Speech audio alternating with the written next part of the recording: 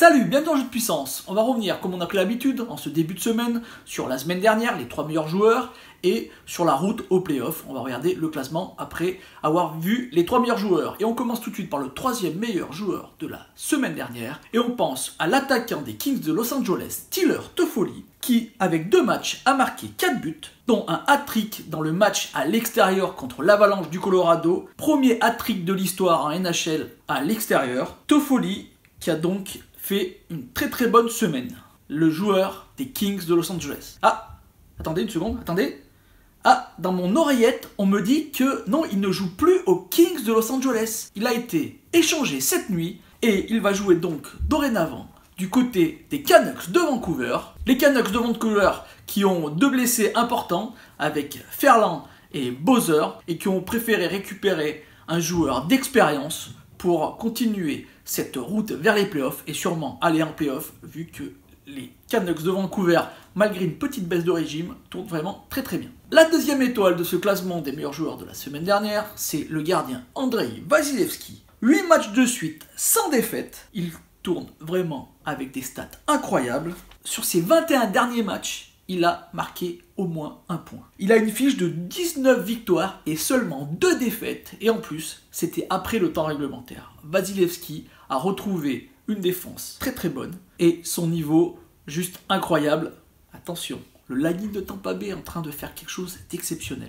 Et le meilleur joueur de la semaine dernière, c'était Leon Draisaitl. McDavid blessé, il a tiré la couverture de son côté. 4 matchs, 10 points, 3 buts, 7 passes décisives et surtout, il a 95 points, c'est le meilleur pointeur de la ligue. Il a 13 points d'avance sur les 2 suivants, McKinnon et Pasternak. Leon Draisaitl est en train de faire une saison juste incroyable. Ce qui nous amène à la course au playoff et au classement. Allez, on passe tout de suite au classement de l'Est. Et à l'Est, qu'est-ce qu'on peut voir? Et on peut voir justement que Tampa Bay est en feu. 11 victoires de suite, c'est un record historique pour la franchise. Tampa Bay est en train de récupérer les fruits des changements de John Cooper lors de ses débuts de saison. Le début de saison a été compliqué, mais là, ça se met tout doucement en place. Et pour moi, ça devient vraiment le favori pour cette Coupe Stanley. Juste devant eux, il y a Boston. Boston qui tourne très bien eux aussi. 9 victoires sur les 10 derniers matchs avec 3 victoires de suite. Washington, eux, sont plutôt en roue libre. Dernièrement, ils ont encore perdu cette nuit, c'était contre Vegas.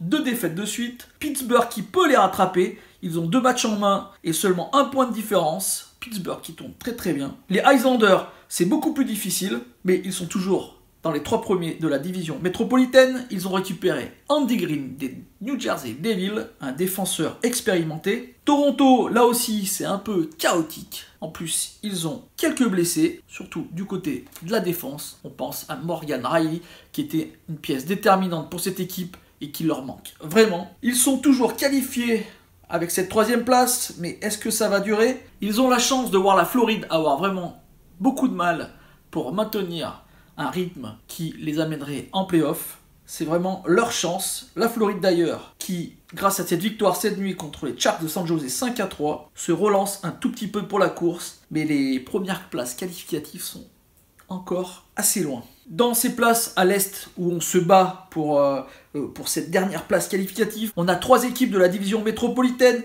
Columbus, Philadelphie, la Caroline, qui se battent coude à coude pour ces places. Et attention, parce que Columbus et Philadelphie vont se rencontrer cette nuit. Et après, le prochain match de ces 2 équipes, ça sera encore une fois un duel. Columbus, ça devient plus compliqué. Ils ont vraiment énormément de blessés. On va dire que la moitié de leur équipe est blessée. C'est vraiment compliqué pour eux. La Caroline, ça va un tout petit peu mieux. Mais là aussi, ça va se battre pour quelques points. Tous les points sont importants maintenant du côté de l'Est. Du côté de l'Ouest, ça me paraît aussi serré, même très serré. Saint-Louis qui a lâché prise. 2 victoires seulement lors des 10 derniers matchs, se fait rattraper tout doucement par Dallas. Maintenant, ils ont le même nombre de points. Et par Colorado. Colorado qui a perdu en overtime cette nuit contre le Lightning de Tampa Bay. Colorado qui a une très mauvaise nouvelle avec ce match. Rantanen, un de leurs meilleurs joueurs, out pour la saison. Il s'est cassé la clavicule, comme vous pouvez le voir sur ces images. L'infirmerie de l'Avalanche du Colorado commence à être pleine elle aussi. Rantanen, Kadri, Grubauer, Calvert, il va falloir être vraiment très très fort du côté de Colorado. Du côté de la Pacifique, Edmonton, eh ben, même sans McDavid, ça tourne très très bien, comme quoi Edmonton n'est pas une équipe McDavid dépendant. Mais bon, il faut dire qu'il y a Leon Draisaitl qui aide beaucoup. 2 victoires de suite, ils sont dorénavant premiers de cette division Pacifique avec le même nombre de points que Vegas, mais avec 2 matchs en moins. Vegas qui a gagné cette nuit, c'était contre Washington, 3-2. Vegas, ça tourne pas mal du tout. Pacioretty s'est retrouvé, il marque beaucoup de buts. Vancouver, c'est un peu plus compliqué. Ils ont encore perdu lors de leur dernier match. 5 victoires seulement sur les 10 derniers matchs. Et là, pareil, dans les places qualificatives, dans les wildcards, ça se bat comme des chiffonniers. Avec les Flames qui ont gagné cette nuit 6-4 contre Anaheim, heureusement, et qui récupèrent cette première place qualificative dans les wildcards. L'Arizona qui a beaucoup plus de mal, mais qui a gagné contre les Islanders 2-1 et qui se replace. Ils ont la dernière place pour l'instant qualificative. Attention à Nashville. Nashville qu'on croyait fini, et ben pas du tout. Les 3 derniers matchs, ils les ont gagnés. Une fiche de 7 victoires et seulement 3 défaites lors des 10 derniers matchs. Nashville qui se repointe. Ils ont 3 points de différence avec l'Arizona, mais ils ont 4 matchs en moins. Attention, Nashville peut encore se qualifier. Comme Winnipeg. Winnipeg qui a le même nombre de points que Nashville. Bon, ils ont 60 matchs au lieu de 58. Mais Winnipeg, c'est encore possible. Après, à partir du Minnesota, là, ça devient compliqué. Le Minnesota qui a lâché lors des 2 derniers matchs. Ils ont un peu lâché l'affaire. Chicago, eux aussi, une fiche catastrophique. 3 victoires seulement lors des 10 derniers matchs. Après, bon, les 3 dernières équipes qui, elles, avaient déjà, à mon avis, lâché l'affaire. Donc, cette course au playoff reste vraiment très très très serrée. Et on va se régaler.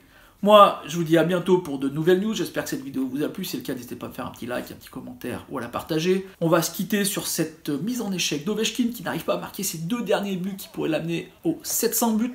Mais il reste quand même toujours très physique, comme on peut le voir sur ces images. Si vous voulez des prédictions sur les matchs de cette nuit, n'hésitez pas à venir sur Twitch. Je vous mets l'URL dans les liens. Je fais une émission avec des tipsters et on parle des matchs et on les prédit, on prédit des buteurs et compagnie. Donc si les paris vous intéressent, n'hésitez pas à venir vers 23 h sur Twitch où on parle de NHL et c'est toujours sympa de parler de NHL avec d'autres personnes. Voilà, ciao ciao et à la prochaine pour de nouvelles news de la NHL.